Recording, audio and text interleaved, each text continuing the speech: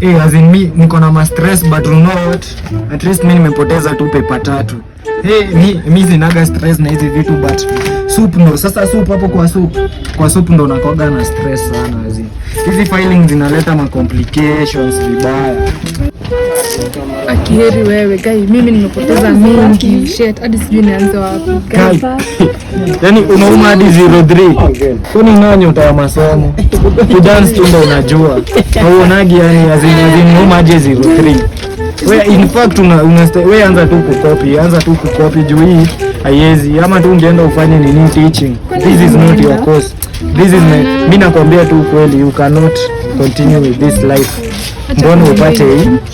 Unapata aje hivi? Na una pepa zote, unafanyaga nini? You are a girl, wewe ni msichana. Mbona unapata kama hizi? Cheki mimi tuna kwa advice, stop with this school, stop with this course, enda tu nini utafute course nyingine.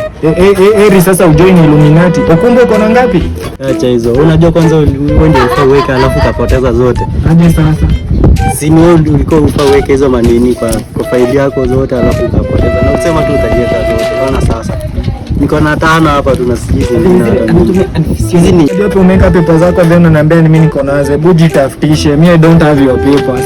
Ama kutane tu hapo mbele na kaprensi. So is your business.